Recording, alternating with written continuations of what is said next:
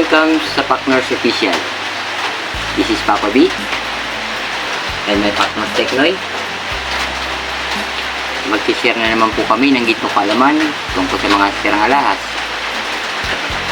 Kung mahilig po kayo sa mga ganitong video, tapusin nyo lamang po hanggang dulo at sigurado po kayo ay nasa mabuting kamay.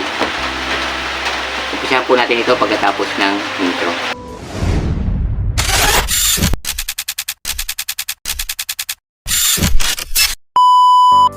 Meron po ba kayong mga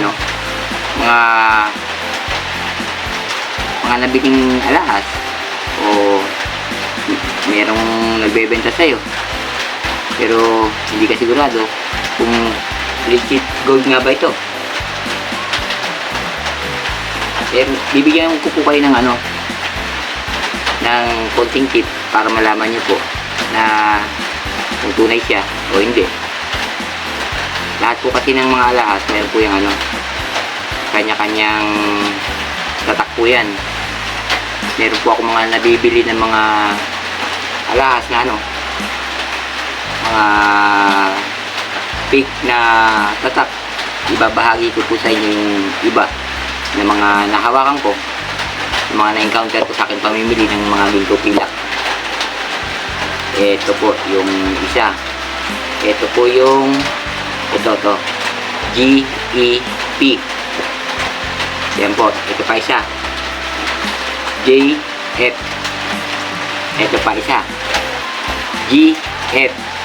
At ito pa po meron pang HGE. Tapos ito pa pong isa ang GEP. Yan po yung mga tatak po yan ng alahas. Mga na-encounter po yan, huwag na po kayong umasa. Pag yan na po nakita ninyo sa mga alahas nyo, ikot-ikutin nyo lang po, hanapin nyo po yung tatak na yan. Kung makita nyo po yan, nako, sigurado 100% hindi po yan tunay. Ano sa inyo, natamimi kayo, Kung gusto mo naman po makasigurado na kung talagang tunay yung nabili mo, yung hawak mo, kailangan nyo lang po talaga gumamit nito. Asido, bato. No. Kailangan po talagang pinakaparaan para po makasiguro kayo na legit yung hawak niyo. Madali lang po yan. Meron na po tayong video tungkol dyan. Kailangan nyo lang po siyang ikis-kis, patakan nyo ng asido. Kung nabura po, ay sigurado kung okay.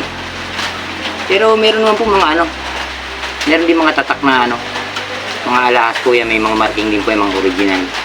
Meron po yung 999.9. Kaya lang po, siguraduhin nyo lang po na yung tatak po niya ay hindi siya basta-basta tatak lang na para bang nakasinulat lang, di drawing. Siguraduhin nyo lang po, tingnan nyo po mabuti, ikutin nyo po, tingnan nyo po, medyo siya, yung para po siyang nakabaon, nakaukit, malalim po, medyo malalim ang pagkakaukit niya sa kanya. Yung po kagaya nung meron po yung 18K, meron po nakasulat, rin po siya, yung ganun din po, malalim, yung 750, 18K. Tapos meron po tayo na yung 875. Yan, ganun din po. Yung meron din po tayong 585. Meron din po yung 375. Kailangan po siguraduhin niyo lang po na yung tatak niya ay medyo maganda po ang pagkakaano sa kanya, pagkakaukit. Hindi siya yung basta lang na sinulat lang. Kaya po sa mga tip na maaari kong magbahagi sa inyo. Pero kung talagang gusto niyo po makasiguro, ito, bato at asido. Walang nagtanong pero wow! Ang galing mo! Sana po medyo may natutunan po kayo sa aking konting pag-demo sa inyo. At again po, ako po si Papa B, kasama si Teknoy. Thanks for watching at sana po supportahan niyo po ang aming channel. And peace